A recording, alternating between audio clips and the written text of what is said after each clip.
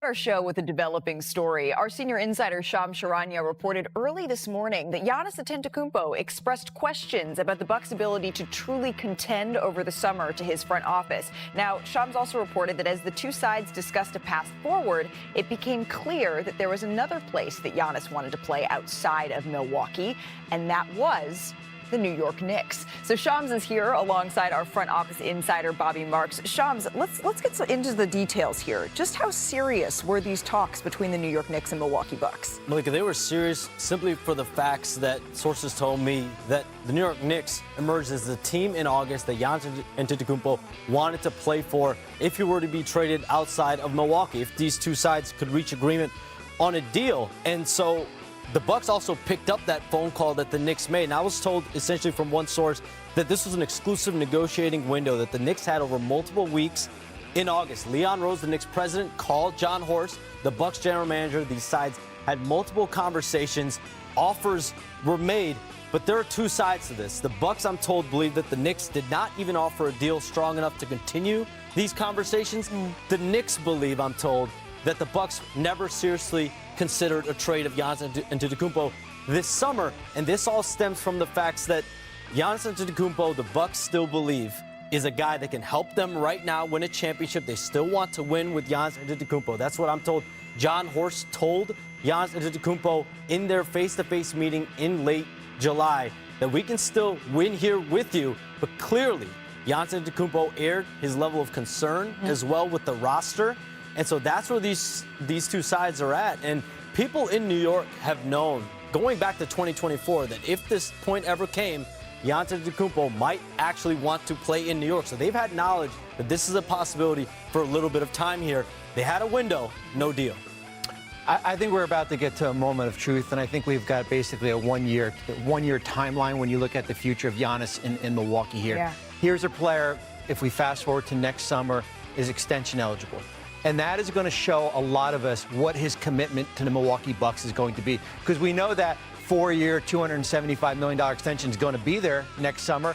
And if he doesn't sign that extension, or maybe if this team struggles during the course of this year, that Milwaukee front office is going to have to make a decision before Giannis comes to them and forces their hand. Well, and something that Shams laid out in his story is that Giannis signed an extension with the Bucks in 2021. He signed another extension with the Bucks in 2023. But is the window closed here? We're heading into training camp. Giannis has just joined this team in Milwaukee. He said when he got there, he told reporters meeting with them in person for the first time, he's excited about the youth of this group.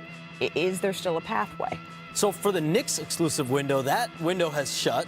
When we talk about windows, let's shut that window, because if this ever comes about where Giannis Antetokounmpo going into the season, he's going to start considering his best external options, that window with the Knicks has closed. So you look around the league and he's going to continue, I'm told, to keep his options open and see how does the Bucks season start. The first quarter of the year is going to be very, very important. Stakeholders within the Bucks organization know this is somewhat of a make or break season for them. And his agent, Alex Saratzis at Octagon, he's been fielding rampant interest in Giannis since the May draft combine. He's going to be at the center of fielding and navigating this situation if it plays out into this season. Giannis, we know when the year begins, he's going to be focused. His numbers are going to skyrocket this year with the burden that he's going to have. But it's going to come down to wins and losses. Jon Horst and the Bucks, they believe this is a championship quality roster. There's been some questions Giannis has raised. Results will show themselves. And Jon Horst and Wes Edens is who you were just seeing on your screen right there, some of the Bucks brass and decision makers. As we say hello to our brass, Brian Windhorst and NBA champ Kendrick Perkins joining us here with a little bit more reaction to Shams' reporting. Brian, how are folks around the league digesting the idea that Giannis may be at some point available depending on this first quarter, right? So that puts us at about December.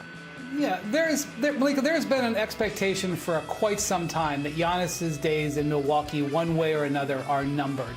Whether that was going to happen this year, whether it's going to happen potentially during this season, or whether it could happen next summer, as Bobby laid out there. And when you get to situations like this, I find it very useful to focus on actions over words. Let's look at the actions of the parties that we have discussed here. The Milwaukee Bucks waived and stretched Damian Lillard. That cost them $100 million in dead money on their books. Then they spent an additional $100 million to sign Miles Turner this summer. Those are not the actions of a team that is about to trade the best player they've had since Kareem Abdul-Jabbar, okay? Then you look at the New York Knicks. Obviously, they knew it was possible that Giannis would be available, and we saw some teams this summer potentially hold back on moves with the idea that Giannis could be available. So the idea that you wouldn't be prepared for this kind of phone call, I don't think is true. And despite knowing that, the Knicks went ahead and extended Mikal Bridges, which significantly limited their ability to make a major trade. Again, that action indicates that they didn't think they were in position to make this type of trade right now. And let's go to Giannis. If you want to be traded as a star player that makes over $50 million a year in the apron era, especially if you have a small selection of teams that you want to be traded to, you do not ask for a trade or discuss a trade in August. Those discussions happen before the NBA offseason begins. That's not to say that a trade couldn't happen, but certainly he would have to understand that. So I definitely think the actions that we see indicate at some point Giannis could again be discussed with the Knicks or elsewhere.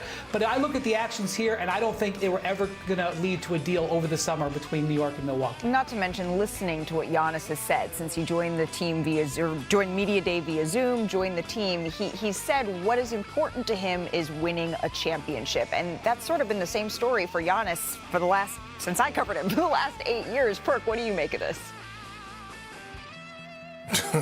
That he's out. Really? He's out. Listen, I'm about 100% sure, and this is just me assuming, this is just coming straight from Perk, no sources, that we will not see Giannis Antetokounmpo in the Bucks uniform at the end of this season. I believe he's giving the Bucks an opportunity right now, privately, before he goes publicly. Now, if you'd asked me this a week ago, before my guy Shams did this reporting today, I would have said, nah, Giannis gonna be in the Bucks uniform. You know why? Because they signed his brother, the Thanasis, back, right? But that was a signing of desperation to say, you know what, Giannis, here, we're doing everything we possibly can. But I believe it's time. And if I'm the Bucks, I also believe with this reporting coming out that the Bucks phones are going to be ringing here shortly, because we are talking about Giannis Antetokounmpo, in my opinion, already a top 5 greatest power forward to ever play the damn game of basketball. One of the most dominant players to play, generational talent that is in the middle of his prime. The phone is ringing. I do not expect Giannis Antetokounmpo to be in the Milwaukee Bucks uniform by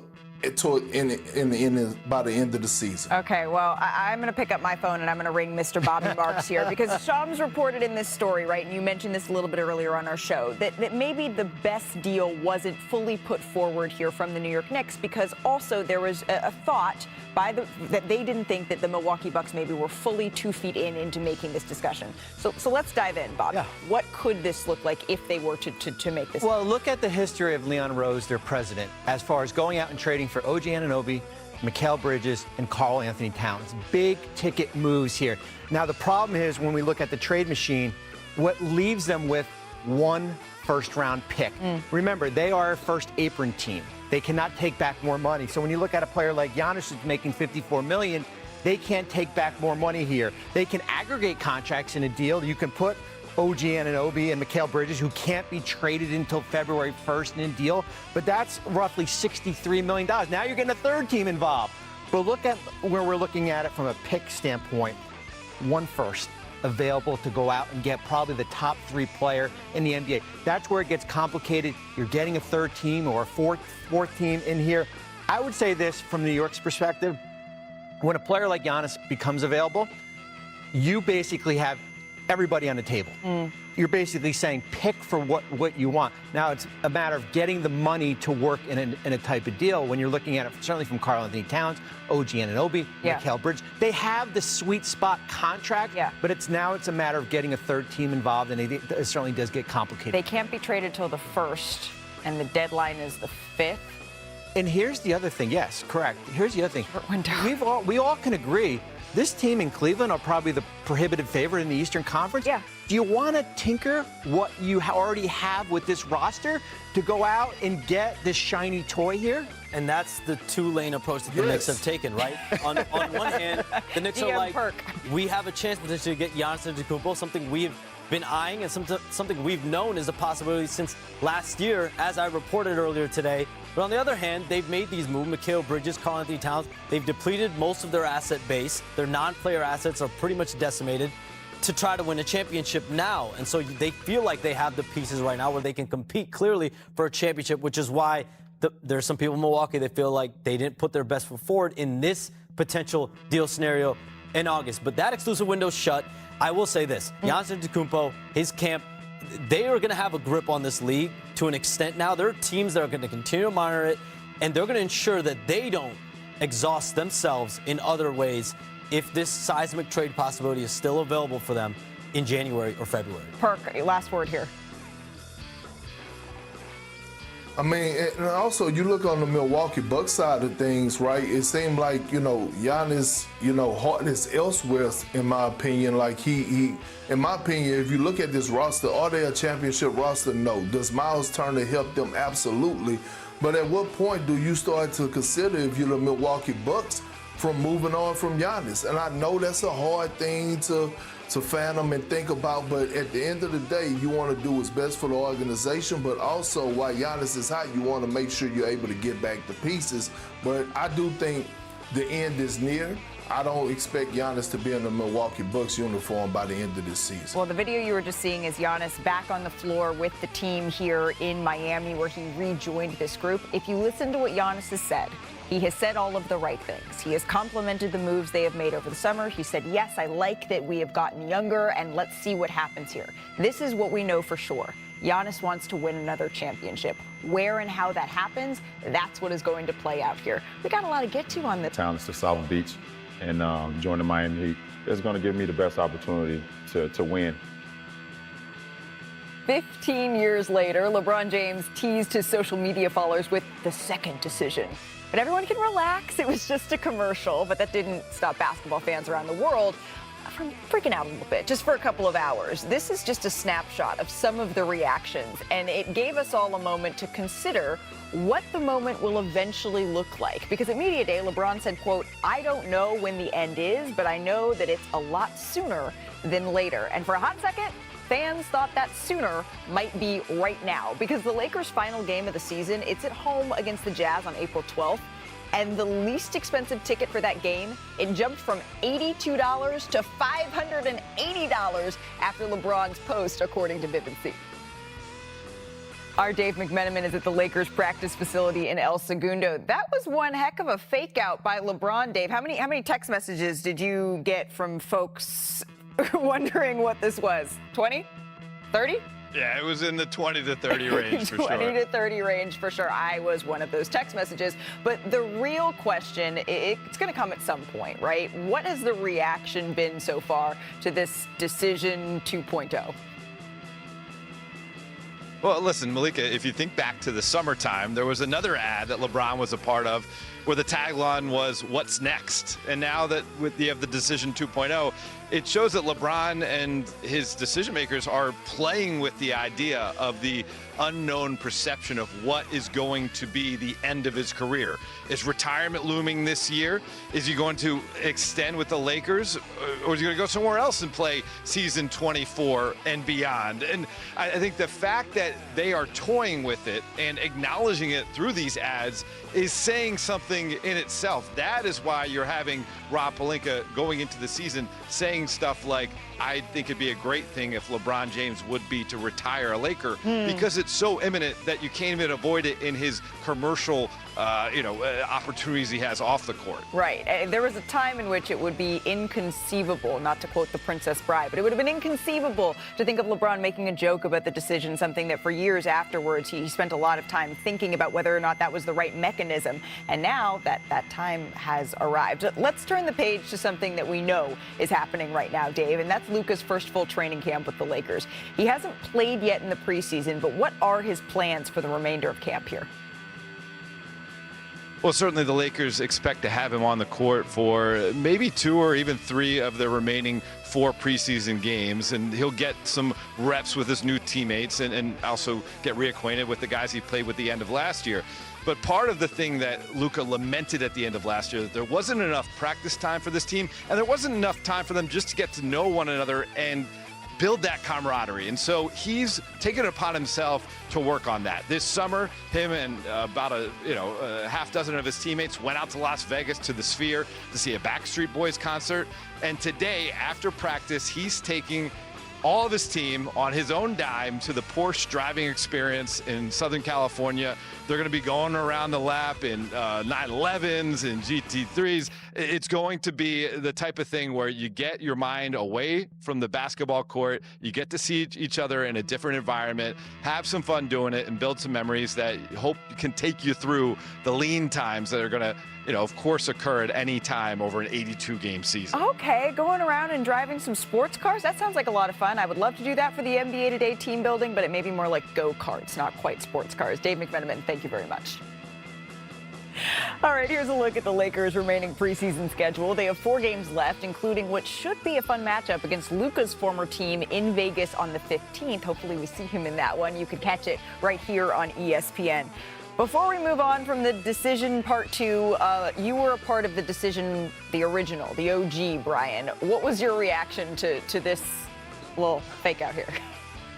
Well, we've heard of no-show endorsement deals. This is the exact opposite. This was requiring LeBron to go not only do the endorsement, but also access something in the decision that for years, well over a decade, was a third rail topic around him.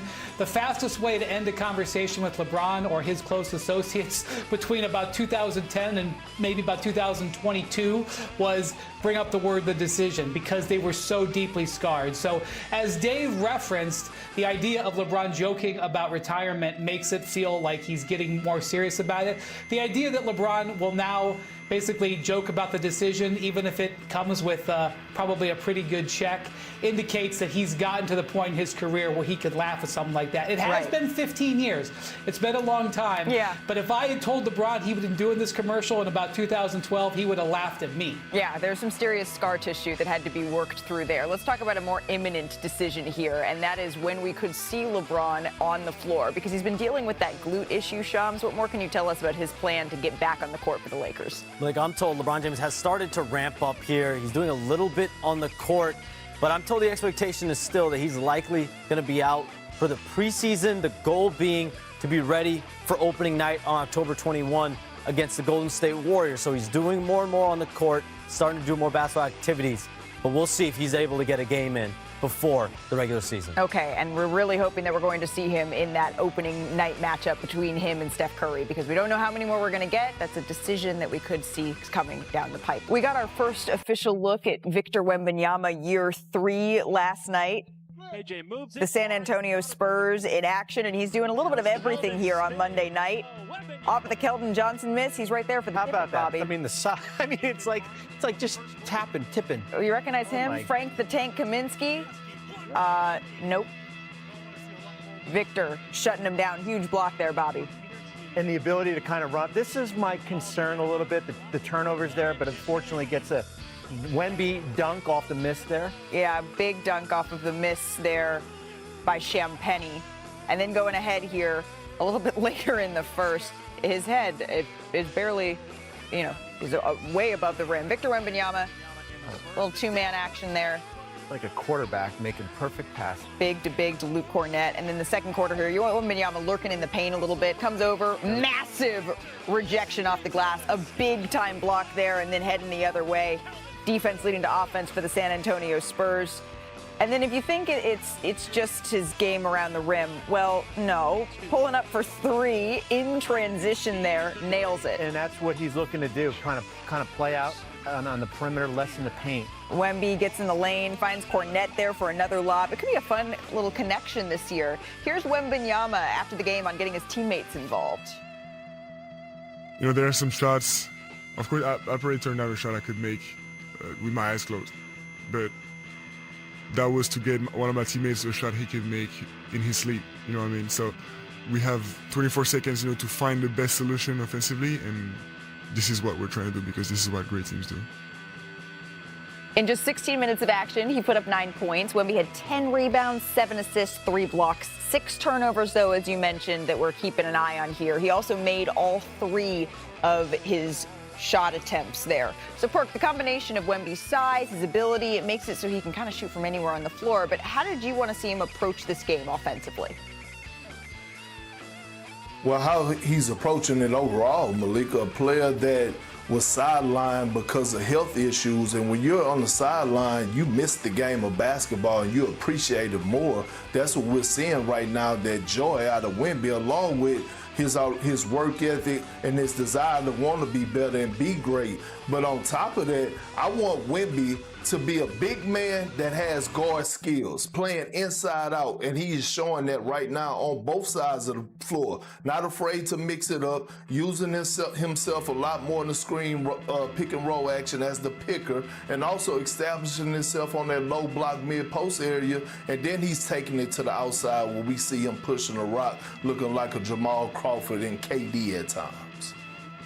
Well, Malika, the Spurs were missing their 3 lead guards last night due to injury: De'Aaron Fox, Dylan Harper, and Stephon Castle. So they started 4 wings and Victor Wembanyama, and as a result, he essentially played point center. You saw in some of those highlights, he looked kind of like Draymond Green, getting the ball at the center of the court and distributing it.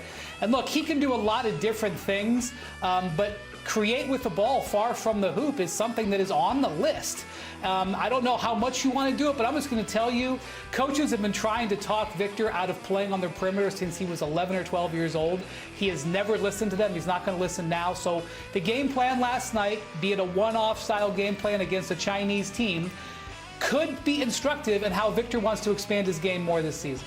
I looked at it almost like a young Giannis last night, as far as him initiating the offense, bringing the ball up the court. Of course, the 6 turnovers is a little bit of a concern. North of 3 the last 2 years as far as turnovers. My question is going to be, what happens when De'Aaron Fox and Dylan Harper come back? Right. And as far as him having the ball less, how does he kind of how does the offense kind of evolve around Victor here?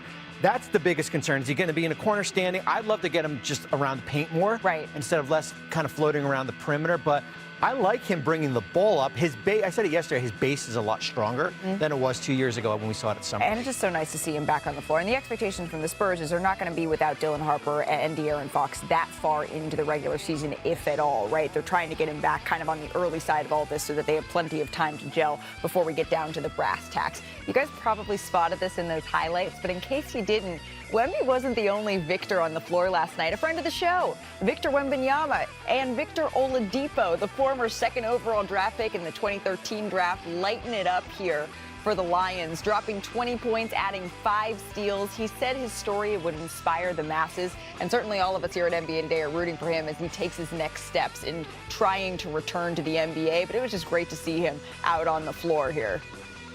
We also got the long-anticipated debut of Cooper Flagg last night, and he looked pretty good. I know, Bobby, there was not a whole lot of rotation players out there for the defending champions, but Flagg is who we should be keeping an eye on. Huge block there. We could have gone 5-on-1 last night, and I still would have been excited.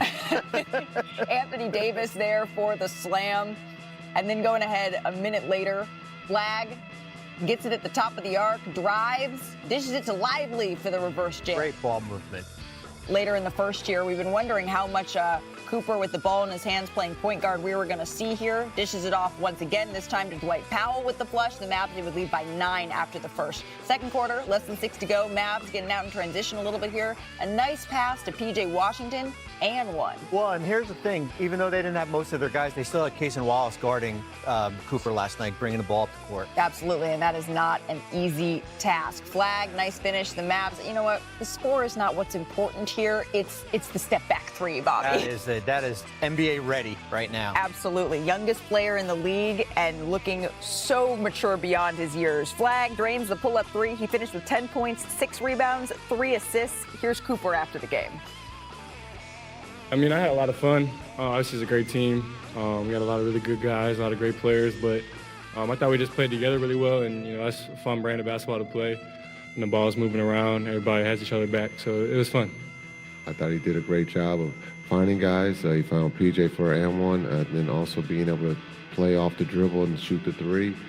So, you know, for an 18-year-old, it's kind of special and kind of fun to watch his ability to handle the ball in those situations, and he's only going to get better.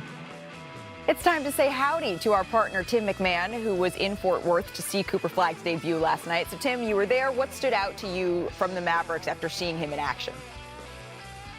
Howdy, Malik. I thought Cooper Flagg was as advertised, and his value as a guy who impacts the game in a variety of ways, an extremely versatile player. I thought it was fitting that probably his most spectacular highlight was on the defensive end of the floor when he swoops in from the weak side, swats that shot off the glass, gets a fast break started. He might make a bigger impact defensively as a rookie than he will on the offensive end. You don't hear that very often about a teenage player coming into the league. And then on the offensive end, all 10 of his points came in a flurry, but I thought the biggest test that he passed was, like Bobby said, bringing the ball up the court against Case and Wallace. There weren't a lot of core players for the Thunder who made the trip. Case and Wallace was one of them, though. This is an elite defensive player, an elite on-ball defender, an elite playmaker. If you can bring the ball up the court comfortably, patiently against a defender like Case and Wallace, you can do it against anybody in the league. You see Cooper Flagg here, bringing it up, getting to his spot, making the right read, which he did over and over again. You didn't see him force anything in this game, and finding his teammate for an easy bucket. That's the kind of play that the Mavericks are asking Cooper Flagg to make over and over again throughout his rookie season, throughout what they believe, and he believes, will be a Rookie of the Year campaign. Yeah, the odds makers say the same. Look at you, Timmy Tapes in his bag there. I want to bring Kendrick Perkins into this discussion as well. Perk, what were your early impressions here of seeing Cooper running with the other Maverick starters?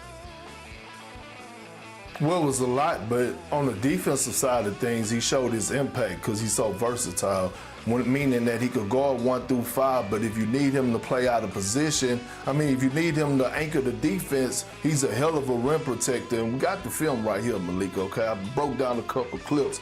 I want you to see. Hell of a defender, high IQ. Look at him as a rookie, pointing, communicating, seeing ball, seeing man. Watch here, his D'Angelo Russell gets in trouble, get back cutted, Cooper Flagg is there. And watch how he's running the floor. Although this lob went to Anthony Davis, Cooper Flagg sprinting the floor, being the outlet just in case. And then offensively, this was just a beautiful thing to see. Pick and roll with him and Anthony Davis. Guys sagging back. Watch Cooper step right into this three-point shot and knock it down. I believe we're going to see a lot of that two-man action, and it's good for him to start feeling comfortable right now at that point forward position, especially with Anthony Davis while we're in preseason. Brian, that lineup, though, it was huge here for the Dallas Mavericks. Yeah, they have a lot of depth on this team. We know that Nico Harrison has prioritized size. That was part of what the Luka Doncic trade was about. And I think there's going to be stretches this year where Cooper is the pure point guard on the floor more and more. And, you know, McMahon and Perk broke down the nuances that he was doing. This is what gets so many people excited about Cooper. And this is what Jason Kidd was talking about when he says, as an 18-year-old, to see him play like this.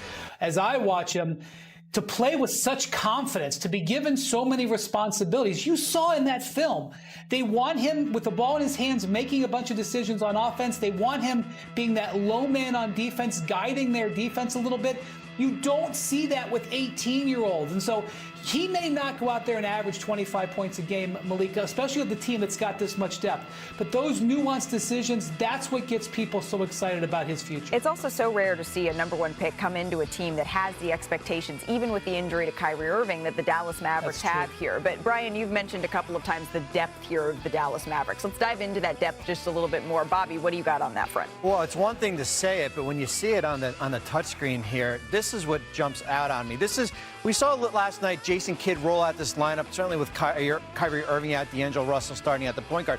But look at this column right here when you're looking at Max Christie, Najee Marshall, Caleb Martin, P.J. Washington, who started 56 out of 57 games last year. Look what you could do with this lineup. When Kyrie comes back, out goes D'Angelo Russell here. When you want to start Max Christie, maybe you could take out Klay Thompson here. This is probably the deepest team in the NBA. We haven't even talked about Daniel Gafford, who's out right now with that ankle injury. Brandon Williams, who can give you some bench minutes here. But when I look at the D in Dallas, it starts with depth with this team. Oh, I thought you were just listening to Taylor Swift's Wood a whole lot over there, Bobby. Still ahead on NBA Today, the Joker has thrown some passes over the years where all you can do is laugh. But was his latest cross-court dime one of the greatest highlights that never was? Especially season action. North of the border last night, we almost had the play of the night, Bobby. In the Nuggets and Raptors game here, Nikola Jokic making passes like only he can. Look at this dime across the floor. The pass was money. The shot, not so much. Cam Johnson saved someone's life there. Catch that. Oh, he's still got some time to build some chemistry with Cam Johnson before the season tips off. So before we get down to the real games, we thought we'd give a little love to some of those almost highlights. This is the top of the top, what could have been. Number 5, Larry Bird's iconic over the backboard shot. It was waved off, though, Brian Windhorst, in 1986. Absolutely ridiculous. Just on principle. Look at that main. He should get 2 points for that. Just for the main? Well, this was one of my favorite almost highlights. This was last season, his dunk on Victor Wembanyama, but it was after the whistle. That was Bobby. like steak dinner. He saw his eyes with Victor trying to block that. That was so good. The highlight still lives in our hearts forever. And then Jason Williams' elbow pass, Perk, 2000 rookie sophomore challenge, but it was a foul. White chocolate. Everybody was trying that back in the day too. I remember growing up trying to do that. I want to see Jokic do that. I want to see Jokic do that. All right, and then Shannon Brown gets way up, snatches the ball from Mario West. It was called for a foul. What foul? There was no review back then. That would have been overturned. Well, John Morant did something very similar in that building, too. And then number 1, LeBron getting all the way up on the alley-oop attempt, but he couldn't quite throw it down. Look how high he jumps, though. I don't know about number 1. The ability to jump that. We have a little bonus here. Same season, LeBron, the reverse double clutch alley-oop. But it was after the whistle. This was prime LeBron years right there, Malika. Thanks. He was just looking just to check. All right, we got some more preseason action on Sunday in the NBA. A doubleheader on ESPN Deportes and the all-new ESPN app. The Celtics hosting the Cavaliers at 7 Eastern. And then the Nuggets there in LA squaring off against the Clippers. We also have Game 3 of the WNBA Finals as the series shifts here to Phoenix tomorrow night on ESPN. Game 3, the Mercury, they're hoping to get back into the series against the Aces. A'ja Wilson, though, looking every bit like an MVP with Vegas storming back from an early deficit in Game 2. 28 points for her, not to mention Jackie Young had 32 in this game to take that 2-0 series lead. As we say hello to our WNBA reporter, Kendra Andrews, who is in Phoenix for us covering this series. Kendra, you've been around both teams heading into this Game 3 here. What's the message as they each get ready for this game in Phoenix? Yeah, Malika, for both teams, it's all about comfort. For the Mercury, it's knowing that they're comfortable being down. You know, Nate Tibbett said what gives him confidence in this team is that they've had to climb back into a game, a series, a stretch of the season before. He said, we have been overlooked, but we always bounce back. And Kalia Copper said, being able to bounce back, it's part of our identity at this point. And then she also joked, Malika, she said, like, I'm a little bit psycho, so I like to have that extra little bit of tangible motivation. So please keep counting us out. That's cool. It's going to give us an edge. Then on the Aces side, Malika, it's about not being comfortable up 2-0 in a series. Becky Hammon is challenging her team to handle success very well. She said, I don't want to know if we're coming off of a win or a loss. I shouldn't be able to tell with the right veteran approach and veteran mindset. She said, we cannot let up. And A'ja Wilson said, yeah, we have to approach every single game one at a time and not get too caught up where we're at in the series. When you're talking about comfort, we know it's 93 degrees in Phoenix there, so we saw you with the Kendrick Perkins fan heading into this segment here. Let me hook this. See, it's her own personal Beyonce win there. I get where Perk's coming from with this stuff. It's a game changer. Enjoy Phoenix, Kendrick.